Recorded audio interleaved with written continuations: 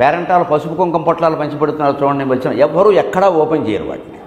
ఎవ్వరూ ఎక్కడ పేరెంటాలు రవికల కుట్లు అంటారు కదా, రవికల కుట్లు కూడా ఎవ్వరు కుట్టించుకోరు, కట్టరు. పైగా అవి కొనేటప్పుడే అసలు పెట్టుబడి రవిక, అదో దరిద్రం అనమాట. నిజంగా పెట్టదలుచుకుంటే మనం కట్టుకునే పాటి రవికే పెట్టాలి, ఎదుటి ముత్తైదుకి. పెట్టుబడి చీర వేరే, మన పట్టుబడి చీర వేరే, ఇదే స్వార్థం. మనకి దానం ఏముంది అందులో, నీకు పనికిరానివన్నీ ఇచ్చావు అక్కడ. అందుకే వాళ్ళు కూడా అంతే, అవి మళ్ళీ ఇంకోటి పెట్టేస్తారు. దాని నిండా పసుపు మరకలు కుంకుమ మరకలు ఉంటాయి, ఎవరు కొట్టుకోరు. ఈ పసుపు కుంకుమ పొట్లాలు కూడా అంతే, ఒకే పొట్లం మొత్తం ఆంధ్ర తెలంగాణ తిరిగేస్తుంది. ఈ మొత్తం వాట్సాప్లు ఫేస్బుక్లు ట్విట్టర్లు సాధిస్తున్న ఘన విజయం ఇది. దేశమంతా తిరుగుతాయి, ఎవరు ఆచరించాలి. మనకి పంపామనే కీర్తి కావాలి, దాన్ని ఆచరించామనేది అక్కర్లేదు. అందుకే దేశం తగలబడుతుంది. ఆచరణ మీద దృష్టి పెట్టండి. ఒక్క మాట ఆచరించిన చాలు, జీవితం బాగుపడుతుంది. దాన్ని నిక్షిప్తం చేయడం, ఎవరికో పంపడం ఇది ముఖ్యం కాదు. ఇది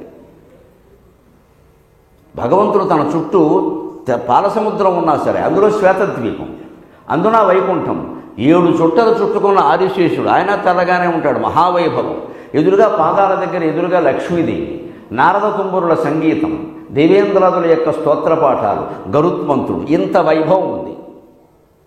కానీ ఆయన దృష్టి ఎలా ఉంటుందంటే యోగి హృదయానగమ్యం. యోగులు ఎక్కడ తన గురించి చింతన చేస్తూ ఉంటారో అక్కడికి వెళ్ళిపోతాట, ఇక్కడ ఉండట.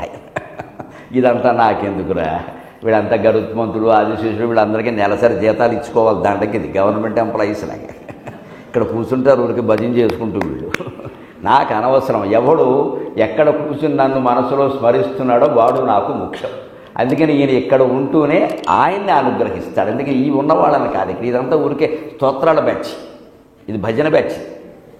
ఇది విష్ణుమూర్తిని భజన చేస్తూ ఉంటుంది అస్తమానం. ఆయనకే విసుగొచ్చేస్తుంది ఈ భజన వినలేక. ఇందులో చెప్పింది ఒక్కడు కూడా ఆచరించినప్పుడు దేనికి భజన? భజనకి ఎప్పుడు భగవంతుడు లొంగడు, దయచేసి అర్థం చేసుకుందురు కాక. భజన అంటే స్తోత్రపాఠ, భజనకి భగవంతుడు లొంగడు.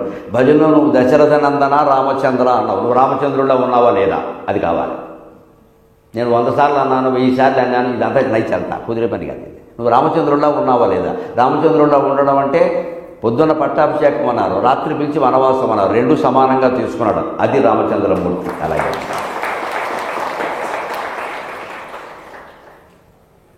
అది రామచంద్రమూర్తి. తాను దైవాంశ అయినప్పటికీ, దశరథుడు మామూలు మనిషి అయినప్పటికీ, నీ పేరేమిటంటే నేను దశరథ రాముడిని, మా నాన్నగారి పేరు దశరథుడు అని చెప్పాడుగా, నేనేదో దేవుడిని అని చెప్పలేదు. తండ్రిని అంత గౌరవించాడు.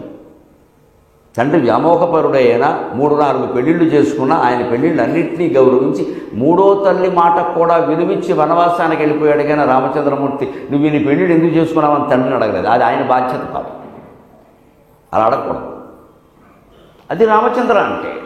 భజనలో పాడుతున్న ప్రతి మాటకి, పాడుతున్న ప్రతి పాటకి అర్థం తెలుసుకుని అలా మనం ఉంటున్నావా అంటే లోకం, భారతదేశం బాగుపడడానికి 1 ఏడాది చాలండి, ఎక్కువ సమయం ఒక్కటే, 1 ఏడాది చాలండి.